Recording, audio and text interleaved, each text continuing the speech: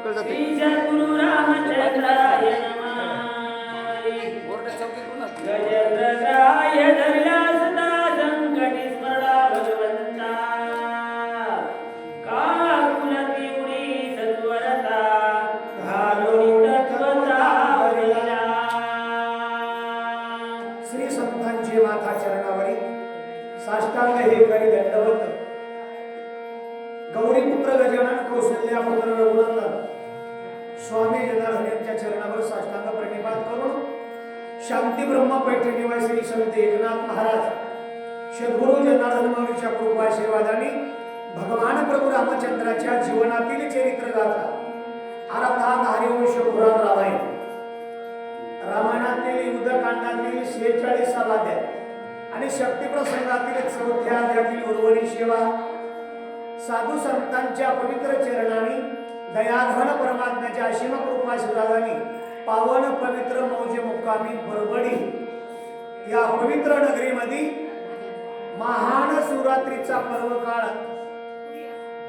उचित साध्य करून लक्ष्मण शक्तीचा कार्यक्रम ठेवला त्याबद्दल गावकरी मंडळीला धन्यवाद आणि विशेषतः अशी पुढची बस आहे म्हणजे मला वाटलं पहाटे 4 वाजता सांगतो काय सगळं महाराष्ट्र बघायला ना रामकृष्ण हरी कथेचा विषय असा चाललेला आहे माझा हाणण्या धोरणांच्या नावाच्या पर्वतावर आहे आणि पर्वतावर असताना औषधी सापडत नव्हत्या का बरं अंतकरणामध्ये अहंता घातक जगा झाली हनुमंतराय म्हणू लागले निराभिमानाने त्या गजेंद्र डाबाच्या हातीने एक फुल देवाच्या नावाने झोकले तर त्या गजेंद्राला भगवंताने मुक्त केले गजेंद्र ग्राही धरिला असता काकुलती स्मरला भगवंता उडी घालोनी तत्वता महाराज क्षणार्ध घेता धरिला का गजेंद्र नावाच्या पशुचा उद्धार करतोय भगवान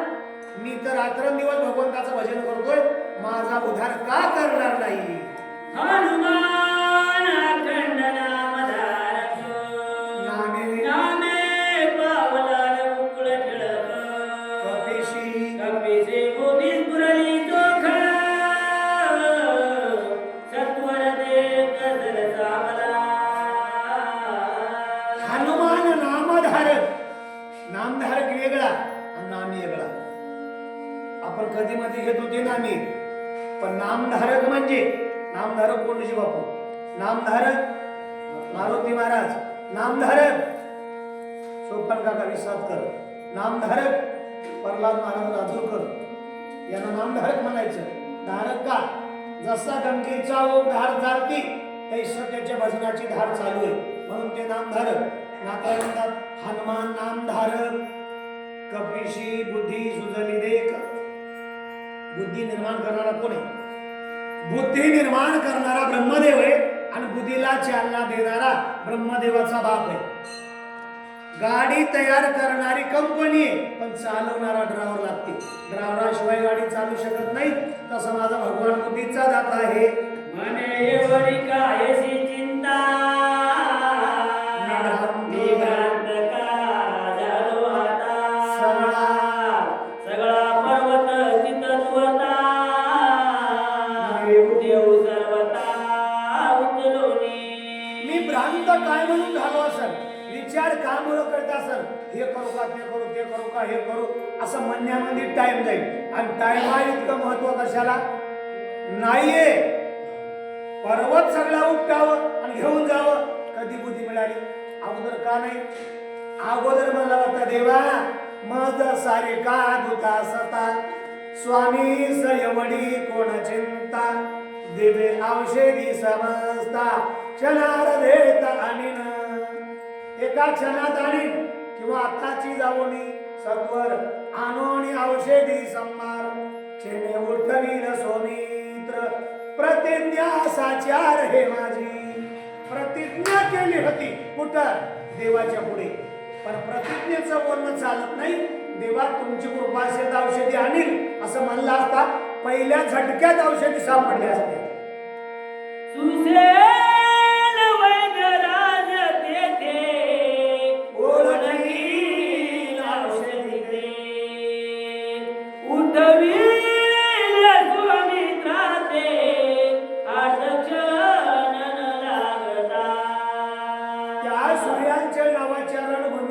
रामचंद्राच्या सोबत डॉक्टर साधं नाही, एमडी डॉक्टर एमडी मेडिकलचे मेडिकल नेईल आणि तुला कोणची घ्यायची ती घे, ओळखून घे म्हणून डॉक्टरला सांगेन असं म्हणणं चालू आहे. जरी विलंब करू येत उदया येईल भास्वता शक्तीवर जादूत कार्य समस्त नाशेल. हे करू का ते करू म्हणण्यामध्ये वेळ जाईल आणि वेळ गेला तर सूर्य उदय होईल आणि सूर्य जर उदय झाला, ज्यांनी लक्ष्मणाला शक्ती मारली त्याच्या वरदान आहे. सूर्य किरण पडला जगणार नाही, मग इथं जर वेळ लागला कार्य समस्त नाशेल. भरमध्ये मांडले जळ पावा धरिले माझे बळ औषधीला पविल्या सकळ मज केवळ गोवावया. या डोंगराने या औषधीने या पर्वताला माझ्या सगळं चाळे बांधले तर यालाही माझा एक बार झटका दाखवावा लागल असला विचार केला. हाही मिळला रावणासी आदरिले आमासी उपळोनी याच्या गंधाचे औषधी शिरेया. महाराज हेही मिळाला रावणाशी. रावणाची बाजू पकडली पुन्हा पर्वतानं. औषधी लपवल्या, मला गमवण्याचा थांबवण्याचा प्रयत्न करायलाय. याला माझा प्रताप माझा झटका माहित नाही, आता दाखवतो.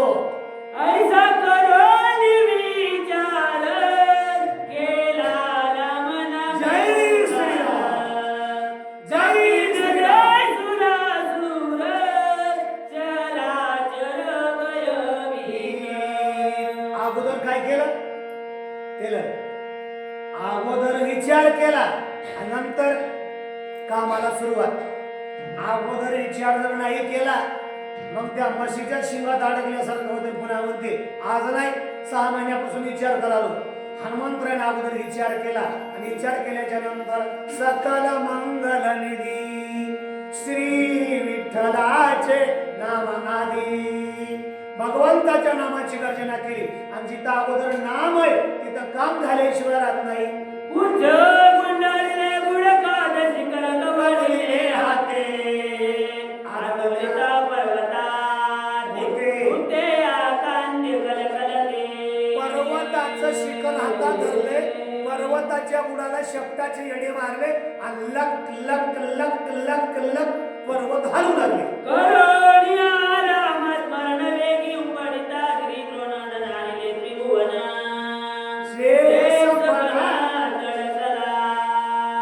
करोनिया राम स्मरण. पर्वत उपटीत असताना हनुमंतरायाने भगवंताच्या नावाची गर्जना केली. तुम्ही केलेली मला काय ऐकू आले नाही. आपलं बी सहकार्य त्या हनुमंतरायाला मिळावं म्हणून आपण सर्वांनी एकदा भगवंताच्या नावाची गर्जना करायची. प्रभू रामचंद्र भगवान अजिबात माणसं जेवढी तेवढा आवाज आला नाही. प्रत्येकाला आपापल्या गळ्याची शपथ आहे म्हणावा. बेंबीच्या देठाला कळ लागावा अशी देवाची गर्जना करा आणि कमीत कमी बडबडीत शक्ती आहे. हनुमंतराय पर्वत घेऊन चाललाय, आडगाव चेला तरी कळा एकदा प्रभू रामचंद्र भगवान की जय. अशी मरणाची भीती हा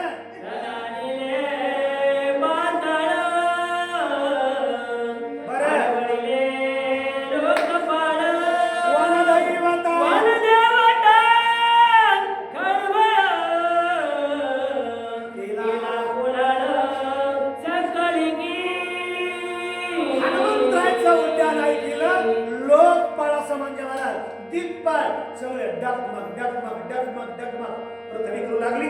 अनेक लोकांना भीतीचं वातावरण तयार झालं. भेले पळाली मन जलती लंगी गिरी कंदरे ससे वैसे दरस तगरे जो फेरे कळकळते. वनातले वंचर, वनगाई, वाघ, सिंह हनुमंतरायाचा उड्डाणाचा भुबुकाराचा आवाज ऐकिला आणि कल कल कल कल कल कल अष्टहसे मात गजांचे आरडते व्याघ्रांचे सिंहनाद सिंहाचे एवढा एवढा आवाज उठला. ये यमलोकातला यमराजा दचकला असं नाथांचं म्हणणं आहे. आंदोळल्या रुमवले भुत्या कांदले सकडे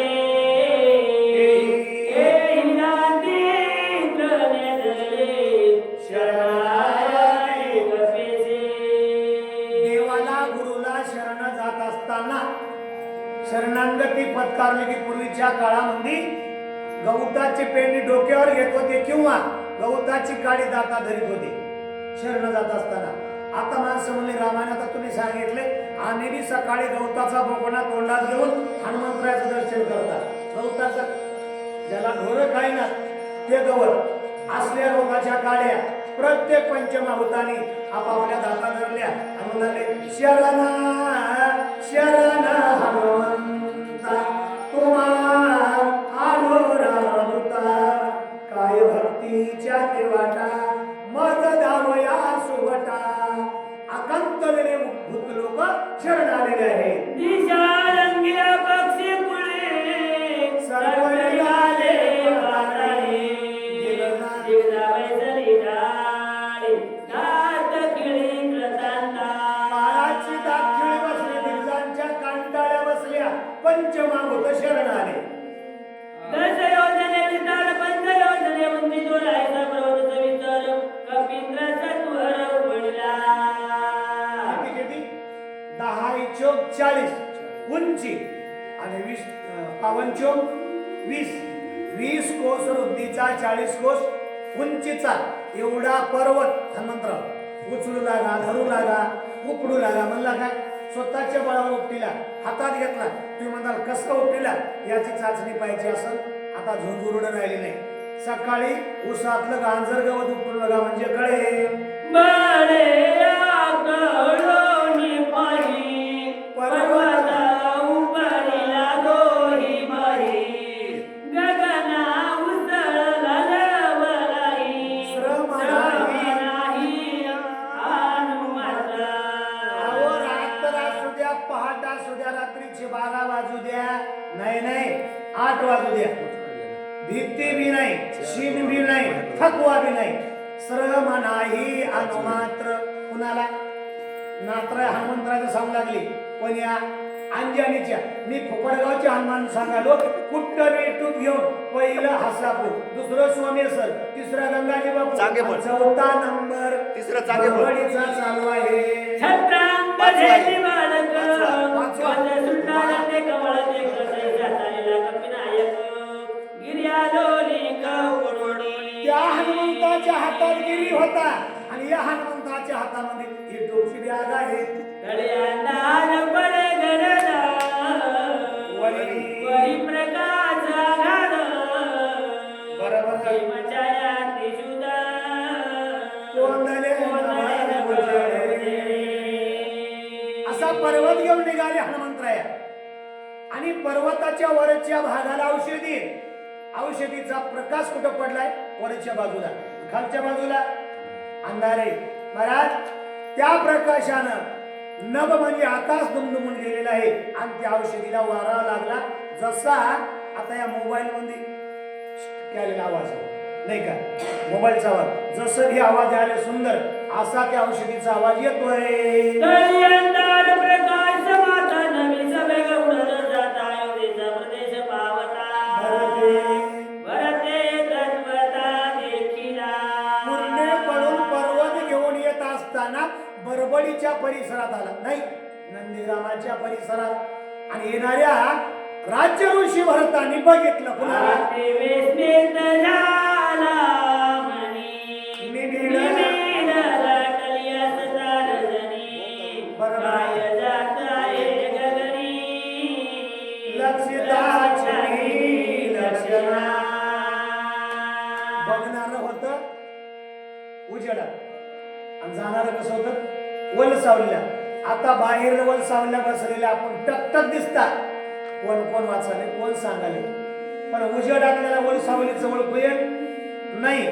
निबिड दाटली असता रजनी अंधारी रात्र आमोशाची रात्र वैऱ्याची रात्र आणि महाराज झावळ काय निवळ अंधार तरी असं जाव नाही ते निवळ उजेड तरी असं जाव झावळ जावळ असल्यामुळं बघणाऱ्याला ओळखू येणार असं हात लावून बघू लागलं. काय म्हणतोय? इंद्र बैसला अभिमानी सवे अप्सरा देवनी बरं. क्रीडा करिता ये गगनी लाजमणी आशेना. मला सांगा हनुमंतराव, बघणाराची चूक नाही आणि येणाराची बी चूक नाही, पण पाहणाऱ्याला आधी नीट बघावं की ओळख आलं नाही याला. इंद्र म्हणाले कुणाला? हनुमंताला. आणि नाही ओळख आल्यावर पुन्हा म्हणाले इंद्र विमानात बसलाय, आमच्या स्वामी पाडत झाले, याला लाज कशी वाटत? डायरेक्ट कोणाकोणाची लाज काढा काढा का मला सांगा तुम्ही. पण त्यानं लाज काढली, म्हणाले याला लाज कशी वाटत नाही. अंगताने वात सुटला तेने औषधी नाद उठिला दोन्ही विचित्र म्हटला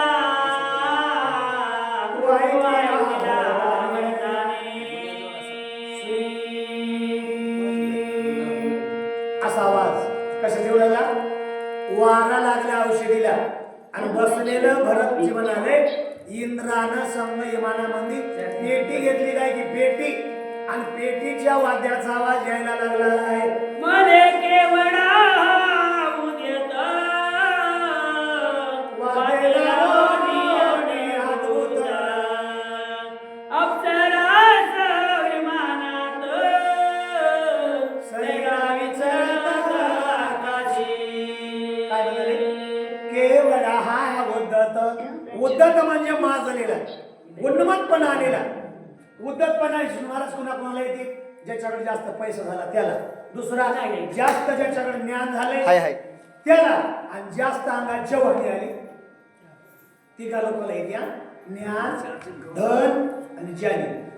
उद्धत आहे म्हणले माजलेला मोठेपणा, राजधानीचा आलाय. बरं, हसला इमान मिळाले, बसुदा इमानामध्ये वाद्य लावले. आता वाद्य किती प्रकारचे? राजस, तामस आणि सात्विक. सात्विक कोणते? लावणी, मृदंग, श्रुती,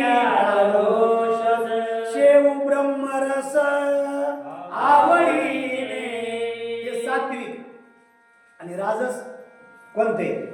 तबला, पेटी आणि ढोलकी, झांज, चिपळ्या, हे कोणते? तामस. पण वाद्य तीन प्रकारचे. पहिलं वाद्य म्हणाले महाराज आम्ही फसलो तर फसलो, तुम्ही फसू नका. ती पोटासाठी नाचणारी एक स्त्री म्हणून लागली, अशी अर्थ करू. कशी करू लागली?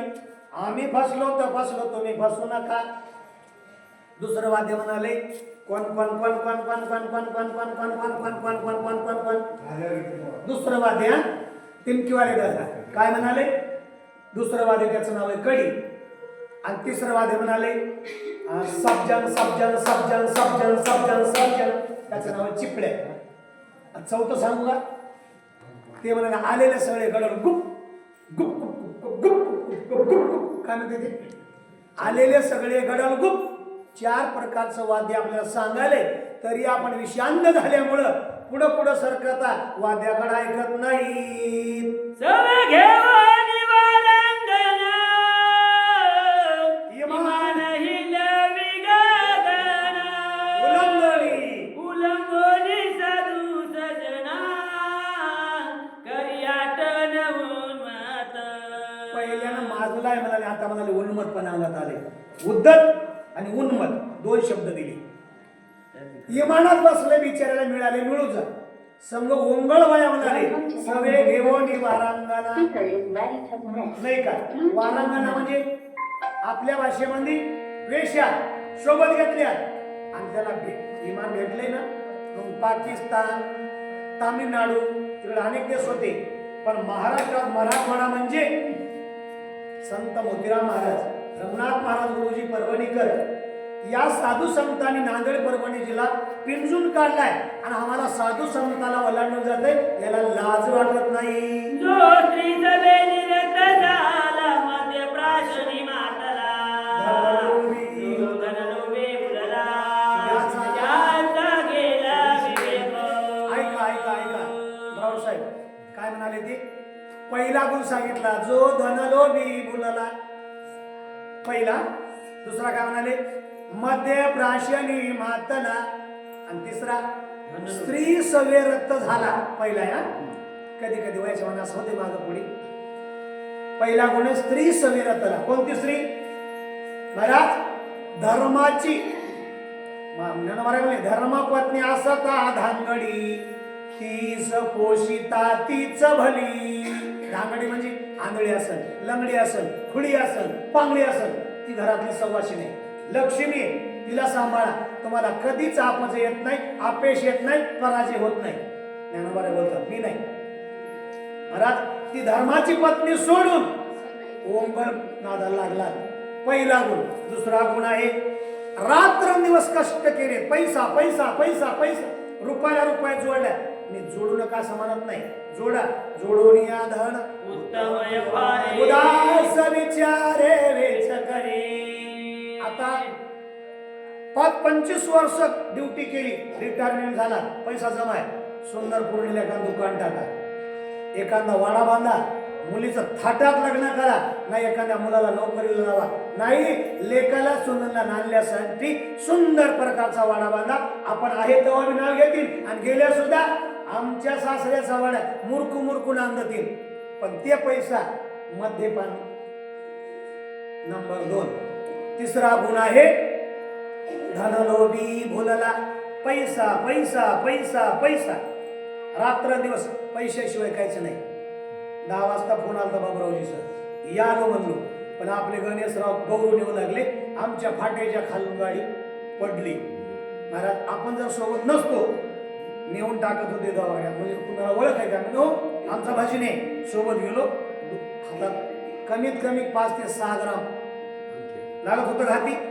मी म्हणलं अशा टायमाला सहकार्य करायचं नाही तर करायचं कधी? 2 तास त्यांच्यासाठी सरकार दवाखान्यात थांबलो आणि त्यांना परवानग्या काढून दिली.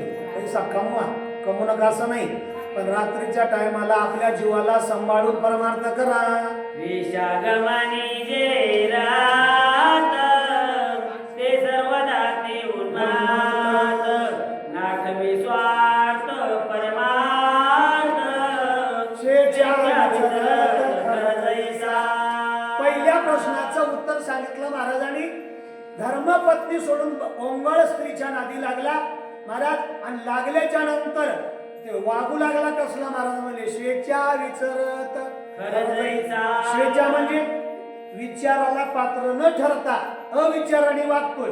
खर म्हणजे गाढव. गाढव म्हणजे ज्याची आई गाढव, ज्याचा बाप गाढव, ज्या कुळा जन्माला आले ते गाढव 4 पायाचं. खरं जेणे मर्यादा दिवसा देखता जनपदा, बरोबर. वेशाद्वारी विचारे सदा नसरे कदा मागरा. महाराज म्हणजे खरं नेण्याची मर्यादा. खर म्हणजे गाढव, गाढव म्हणजे पशु. पशु काय पाप कोणे जाणती, उत्तम मध्यम भोग भोगिती, काही उपदत्ताची मरती, बैरमुखी अंध होती. महाराज म्हणजे काही आंधळे झाले, काही पांगडे झाले, काही बहिरे झाले.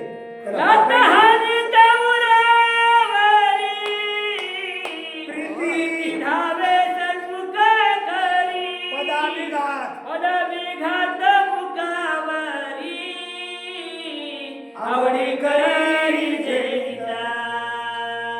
ग्रामपंचायत आहे, पाहुणे मंडळी आहेत, गावातला कार्यक्रम चालू आहे, त्याची अक्कल आहे काय? ग्रामपंचायतच्या समोर आपल्या मालकीला बोलायचा प्रयत्न करते, पण मालकीने मांडा. मालक आलेत म्हणली, पुढचे पाय टेकवले, मागलच्या पायाला हाताने दिली म्हणजे मालकाची पूजा करा. तैसा पुरुषा माझारी सुखाची मानी, निरंतरी पाऊल जाऊन येती दुरी, हृदयावरी झेलिता. तैसा म्हणजे कसा? त्या गाढवासारखा हे गाढव जर वागत असेल तर देवणी मनुष्यपणा, जो न साधेची ब्रह्मज्ञाना, तो लांडा ग्रधव जाना, पुच्छे विना 2 पायी. त्याला 4 पाय, याला 2 पाय. त्याला शेपूट आहे, याला शेपूट नाही. त्याने 1 लाख वाया जाऊ दिला नाही की 1 शब्द खाली जाऊ देणार. मने जन्मांतरीची पडली भाग्य, जिचे पाद कमळ लागे, दले दंडिली आभागे, व्रतावै लागे कष्टती. बाबरावजी काय म्हणाले? बाई नामा घराची नदीशी झाली की सारी कामा झाला आणि जावं लागलं बाई म्हणली खपा आता तुमची जुनी ओळख होती संपली आता उगा घराकडे जा आपली लेकरं बाळ सांभाळा आपली बायको म्हणा 2-3 वेळा सांगितलं त्या बाईने बिचारी इमानदार होती 3दा सांगून ऐकणं गेल्या कालरला धरलं रोडवर आणलं चौकात पायातला चप्पल काढ खप खप खप हाणायला सुरुवात केली ते कोण 4-2 वारकरी आले वारकरी म्हणले दाजा काय त्या बापाचं नाव 4 गावात गाजलं होतं काय तुझ्या घराण्याची कुलरीती गाजलेली आणि तू अशा उंबरबाईच्या नादा लागलास नीट बोलला ते पायाला म्हणाले कमळ पाद आणि चपलाला काय म्हणाले जिचे पाद कमळ हृदयी लागे पायाला म्हणाले पाद चपलाला म्हणाले कमळ खप केलेल्या सुद्धा नीट बोलला म्हणाले फुकट नाही तुमच्या नशिबात पुण्यच नाही ऐ कामाची स्थिती ऐक मंदप्याची स्थिती वेतन पदरची संपत्ती स्वयंहोती जगनिंद्या म्हणे जन्मांतरीची फळली भाग्ये पाठीमागलचं पुण्य माझं फळाला आले आता वासल्या चपल्या खायला मिळत्यात जाऊ द्या वंगळाचं वर्णन कमी महाराज म्हणले स्त्री कामारीची आश्रिती आता मध्य प्राशन म्हणजे वकट पाणी पिणारे वकट त्या पाणी पिणाऱ्याचं थोडक्यात सांगतो जे द्रव्य भोग जोडे सकाम कर्मे स्वर्गात निष्काम तरी निष्काम तरी डोळा पुढे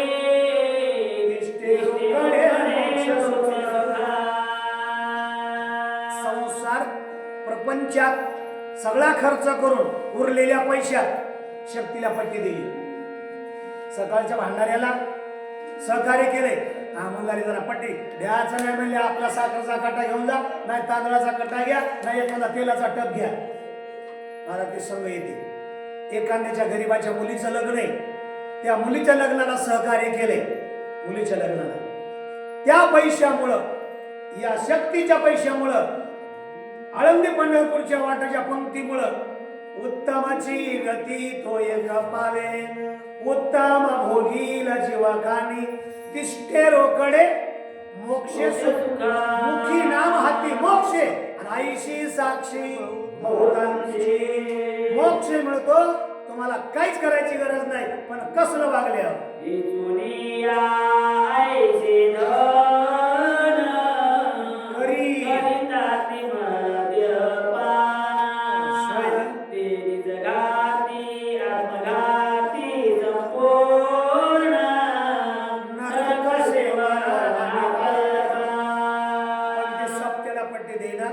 शक्तीला पट्टी देणार समाप्तीला पट्टी देणार आळंदी पंढरपूरच्या पंक्तीच्या वाट्यानं पंक्ती करायच्या आपल्या सवळ्याच्या वाट्यानं त्याला पट्टी देणार इकडे पैसा खर्चल्याशिवाय राहीना महाराज म्हणले ते तर अधोगतीला जातेच जातेच चांगल्या कुलवान घराण्यातलं लेकरू बापू चांगलं घर आहे म्हणून पोराईचं 2 एकर रान इकून मुलं चांगल्या घरी दिलं 2-3 लेकरं होतो चांगलं राहिलं पण नालायकाला नालायकाची संगत लागली 25 एकरावरलं 5 गुंठ्यावर आलं बसायला घर नाही स्वतःची जागा नाही शेतात गेलं शेत नाही काय करा त्या लेकरानं पण लेकरू म्हणून लागलं माझ्या मायबापाचं नाव कमवायचंय एक येल्या घरीच वाढावं किंवा दिल्या घरीच मरावं ज्या चुलीचं लाकूड त्या चुलीला जळ जावं असं म्हणणं आहे मी म्हणत नाही बाईनं बरेच दिवस सहन केले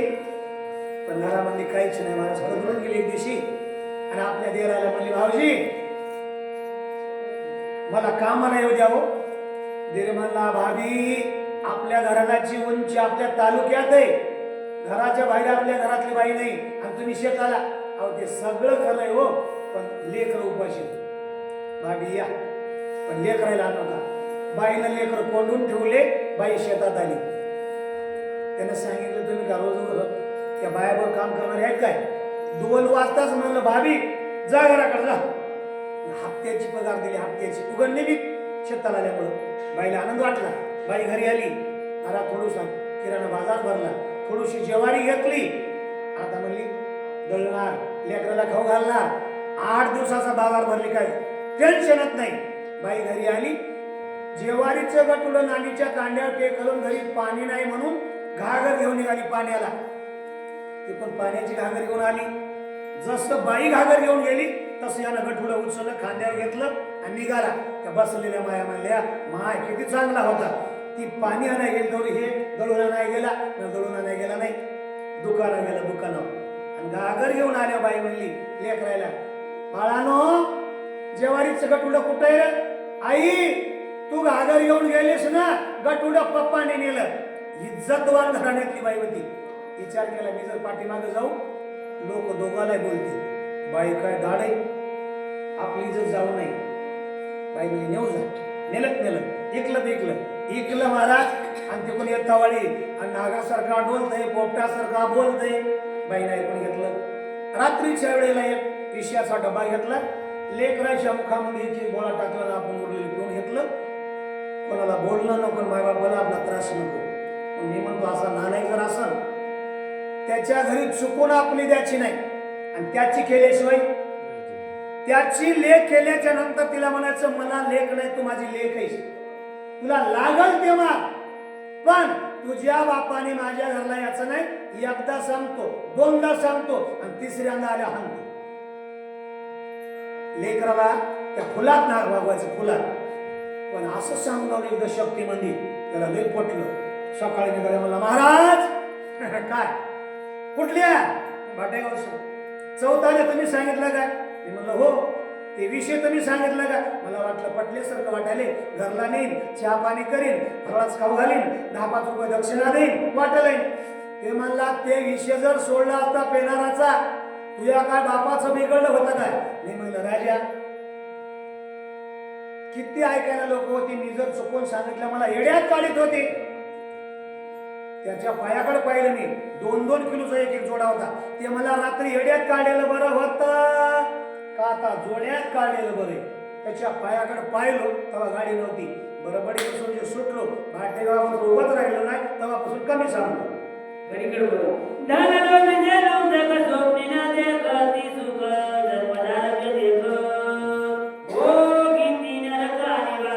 आपणही नरकाला जातात, मायबापाला सुख देत नाही, स्वतःच्या पत्नीला सुख देत नाही, आणि महाराज रव नरक भोगल्याशिवाय राहत नाही. मरणात झटके घेता रुखा मिळे सर्वता, तथापि जायाच करिता आळस चित्ता उपदेना. एक चिंबूस होता म्हणजे चिंबूस. कधी आळंदीला नाही, पंढरपूरला नाही, कुठल्या यात्रेला नाही, तिरुपतीला नाही, काशीला नाही, पंढरी कुठंच नाही. गावातले लोक म्हणले चला अधिक मास निघाल्या म्हणले 17 मेला, आणि आपण गाडी केली. हा म्हणला आपण गरीबाला कुठला देवाला? ते म्हणले काहीच रुपये देऊ नका, बसा गाडीत. बसलं गाडीत, पंढरपुरात उतरलं. पंढरपूरचा विधी, मला चंद्रभागे स्नान विधी तो हरिकथा. स्नान केल्यावर मोराच्या टोपी झालं. म्हणला पाटील इथं आल्यावर आज्याचा वडिलाचा उद्धार करावा लागते. मला रुपयाचं नाही. म्हणला अहो जमत नाही सर, देतो म्हणला रुपया, तर करा उद्धार, मठात या. याने केला. पांडुरंग पाटलाच्या नावानं, भीमराव पाटलाच्या नावानं, शामराव पाटलाच्या नावानं देवादान पावले. 12 वाजता आलं बाबा मठात. हात का पाटील काय झालं? अहो सकाळी त्यानं त्याच्या आज्याचा उद्धार केलाय, रुपया राहिलाय. बाजारात गेले, घरी बाजार करायला. पुन्हा 4 वाजता आलं. वासदेवाचे पैसे राहिले काय? रुपया राहिला होता म्हणला. ते आलतं म्हण, बापरे का खटाळे म्हणला, रुपयासाठी वाड्यात आले. यानं 4ला गाडी धरली, डायरेक्ट एक्सप्रेस गाडीनं सकाळी दिवसाबरोबर घरी आले. बाई म्हणाली माय गाजातावडी लोकांच्या गाडीत गेल्या, लवकरच आल्या, मला करमलत नाही, मला 2 वाजता सोडायला घरी. पुन्हा ते 5 वाजता आलं. आहेत का पाटील? ती म्हणे पाटील गेली गावाकडे. त्यांना दुसरी गाडी धरली, यांच्या बरोबर दारात उभं राहिलं. आहेत का पाटील? ती म्हणे कोणाच काय आणलं काय हो? तुम्हाला उचलायची सवय नाही बा? मला कोणाच काय नाही. बघा ना म्हणे ते मोराच्या टोपाचं. घरी नाही सांग, घरी नाही. आल्यावरच भेटून जातो. आधी आल्या म्हणाले तू सांग, बुखारीनं पडले. बाई बोलून जातो, तू मान मला गेले. बाई मरणाधारी की त्वरणाधारी, मुठ माती मालकाची करून पंढरपूरला जातो. महाराज बाई म्हणाली मालक, ते म्हणाले माती गप्पास म्हणला बोलव लोकायला बोलवलं महाराज. तिरडी तयार केली, शमशानात आणलं आणि आता काडी लावणार.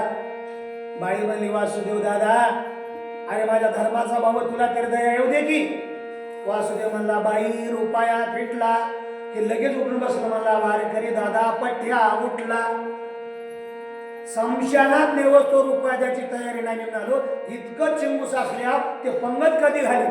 आईशे कष्टे मिळे तेव्हा वाढवी वायाळे निज शरीर निज शरीर कष्ट मिळे जेणे मळे मोक्षा. येण्याची शरीरा येणे सरे किंबहुना धारे चिरा पडे. या देहानं आपली आई, आपले वडील, आपला भाऊ, संत ओळखता येते. या देहानं देवाची ओळख करून घेता येते. पण महाराज जर या मार्गात नाही आलं, महाराज म्हणे हा देह नाशिवंत मळमूत्राचा बाधा वरी चर्म घातले रे कर्म कीटकाचा सांदा प्रवर दुर्गंधी रे अमंगलतेचा वादा समरे त्या हरिहरा शरण जाय गोविंदा परियशी मदालसा सोहम जोजुरी बाळा. देह चांगला बी परमार्था जर आला, विष्णू महाराज शरीर उत्तम चांगले शरीर सुखाचे घोसले शरीरे साध्य होय केले शरीरे साधिले परब्रह्माची ओळख या देहानं. जे देवगी जे भोग जे भोग जे सोन भोग जे साधे महायोग जीव शिवाय भाग जे तेला आहे. शिव माया रूपामध्ये याला माया यष्टी ब्रह्माला जीवात याची कोण करेल घेऊ नोपजे नारायणी भाव. पण त्याच्या संगतीला शिव आहे. शिव हे देवाचं स्वरूप आहे. या जीवाला शिवाची संगत लागली तर देवरूप झाल्याशिवाय राहत नाही. ये वाडी प्राप्तीचे नाते कष्ट निधनार जनाते तराशी कोण पुसे देते दुःखी समजते संगतीची. एवढं आपल्या हातात असून सुद्धा म्हणाले काय करा खूप वाटाले. पण जरा पोरं मोठाले होते. पोरं मोठाले झाले की म्हणाले लग्न होऊ द्या. आणि लग्न झाले म्हणाले येत होतो पण एक पीस घरी सुनून त्या नाताला सांभाळा कोणीच नाही.